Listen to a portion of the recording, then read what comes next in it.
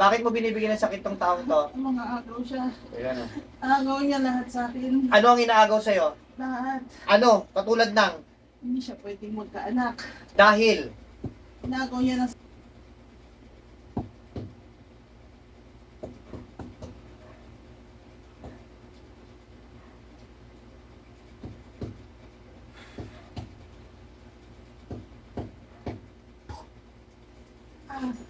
Pangalan.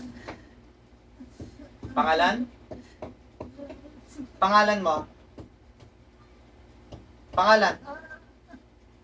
Ano pangalan mo? Ano pangalan mo? Ayun ako, ayun sumagot. Ano pangalan mo? Ano pangalan mo? Bakit mo ginagawa ng sakit to?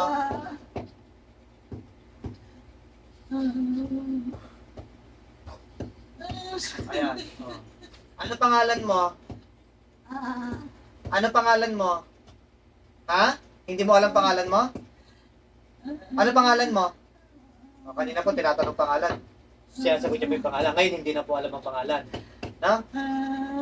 Bakit mo binibigyan ng sakit tong taong to? Ha? Bakit mo binibigyan ng sakit? Ano kasalanan sa'yo nito?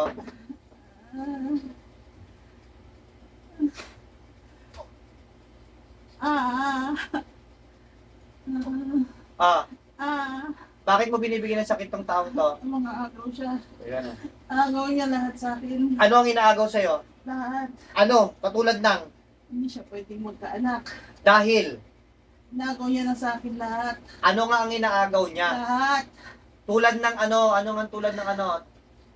Ano yung mga inagaw sa'yo? Ano ang mga inagaw sa'yo? Lahat. Ano bang pangalan mo? Hindi pwede. Hindi pwede? Eh kung patayin kita, pwede. Huwag. Oo. Pakipag-usap ka sa akin. Anong pangalan mo? Nagawa lang sa akin to. Ano nga ang pangalan mo? Ano pangalan mo? Papatayin kita. Sige. Ayaw mo sabihin. Ano pangalan mo? Ayaw mo sabihin, ha? Ano? Aamin ka ng pangalan mo, hindi? Magsasabi ka ng pangalan mo, hindi? Ano pangalan mo? Ano pangalan mo? Masakit na. Ano pangalan mo? Magdudusa ka na magdudusa dyan, ayaw mong sabihin ng pangalan mo. Ano pangalan mo? Ano pangalan mo? Ayaw mo sabihin. Sabi mo, inagaw sa'yo lahat, pero ayaw mo naman makipag-usap ng ayos. Titigil ko na. Okay, titigil. Eh, ano ang pangalan mo muna? Titigil ko na lang. Ano naman pangalan mo? Pag hindi ka umamin ng pangalan mo, papatayin kita. Talagang sa ayaw sa gusto mo, titigil ka rin pag pinatay kita. Anong dahilan? Ay, anong pangalan mo? Ano ang pangalan mo? Ayaw mo.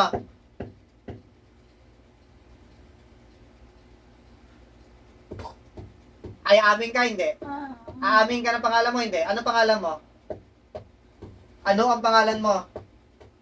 Ayaw mo sabihin. Ba't ilang taong ka na? Pero ilang taong ka na? Ayaw mo talaga. Mas gusto mo mamatay. Ayaw mo, ayaw mo naman makipag-usap. Maaari pa kitang pagbigyan ng pagkakataon. Kung aamin ka sa akin, makipag-usap ka na maayos, ayaw mo talaga. Ha? Hindi ka makikipag-usap ng maayos. Natusan lang siya. Kaya nga, ano ang pangalan mo nga? Hindi mo alam pangalan mo? Ano pangalan mo? Sabi mo kanina, hindi pwede. Ano ang pangalan mo? Magdudusa ka na magdudusa dyan.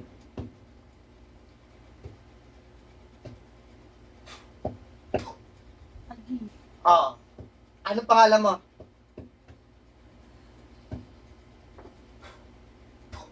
Oo. Ano? Sige, tanggalin mo lahat ng ginawa mo sakit dito. Ngayon, dalian mo.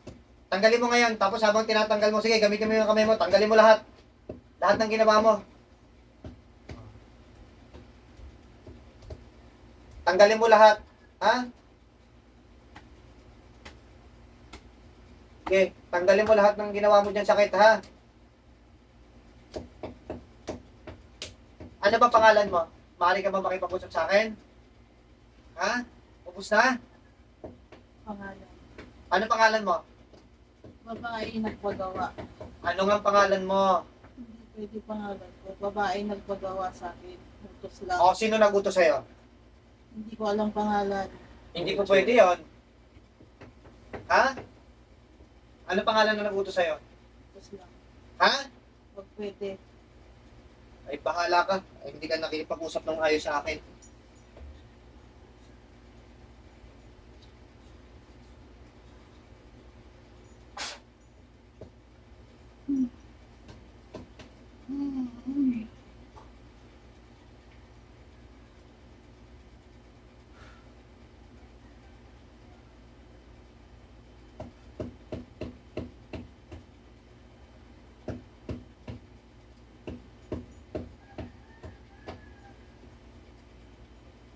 Dilat ka, dilat ma'am, dilat, dilat. Gising, gising, gising.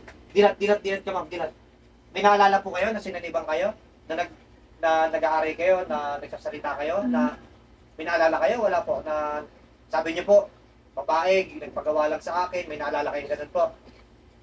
Ang sinasabi po ninyo, may nagpagawa lang, may nagutos, may naalala po kayo? Wala po. May naalala po kayo? Wala. Walang naalala si ma'am. Oh. Pero, Nanginginig na ako eh. Oh. ngayon lang po yan kasi syempre nung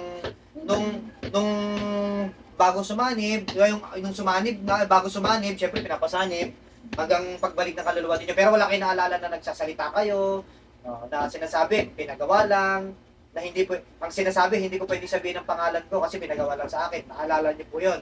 Hindi. Hindi Ang naalala. ano mo lang sa akin kanina, yung pikit lang. Diba? Pikit lang, opo. Tapos yung... So, matagal po kayong nakapikit na hindi nyo alam, may sumanib po talaga, walang naalala si mami. Kino-confirm lang po natin, ha?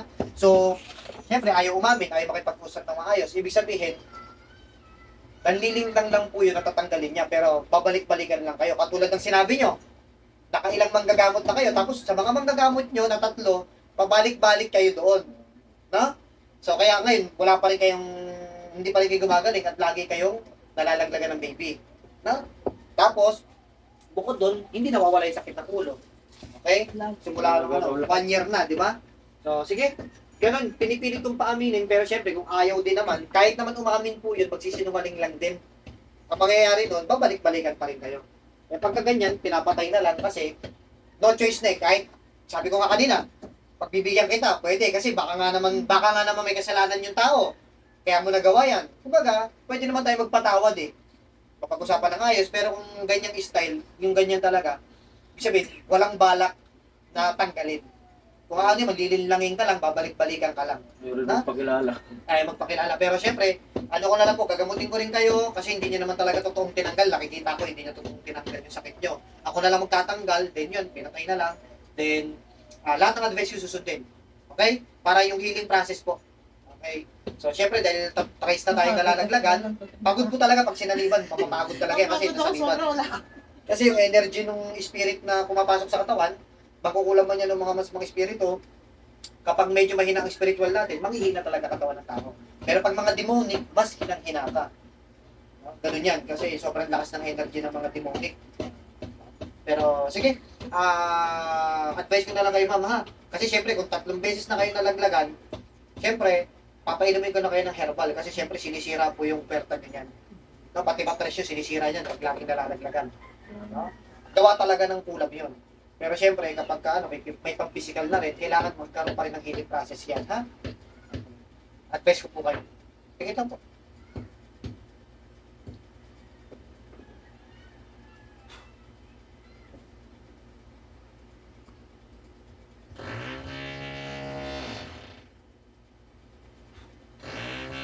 Sige po, ingat po. Pakiubos pa rin po. Ubusin po, sige po.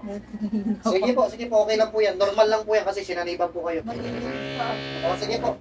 Tapos pagka medyo konting pahinto-unti ng tubig, o kung kayang iubusin, ubusin po. Pag hindi kayang ubusin, unti-unti lang po.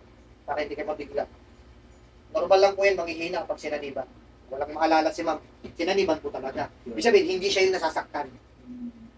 Sige po. Wala namang sakit. Oh, walang sakit. Pero kanina, nasasaktan po, di ba? Aray, masakit. Nagsasalita ng ganon. Sinagaw doon lahat. Oo. Ang dahilan daw, Hindi mo Hindi, ang nagpakilala. pag-ibig niya sabihin, hindi niya naman specific na sinabi, pero lahat daw ng, inaagaw mo sa kanya. Kumbaga, pwedeng hindi lang sa partner, baka sa ibang bagay din po. Or else, kinakaingitan lang kayo. Ha? Pero pagka ganito po, advice ko na lang kayo. Then yung mga pananakit ng ulo nyo, everyday ba siya sumasakit? Tsaka bago mo po dyan, masakit na po yan? Hindi, for the first time Friday ngayon, na pumunta ako rito, hindi siya masakit. Pero dati, 1 year, Ah, sa loob ng 1 year, ano yan, always consistent? sa loob ng pagsasama namin dalawa, simula nung nagkaaway kami ng every Tuesday, Friday, yan. Consistent. Halos hindi na ako makagalaw, sobrang sakit na ulo ko, kahit na sumaksak.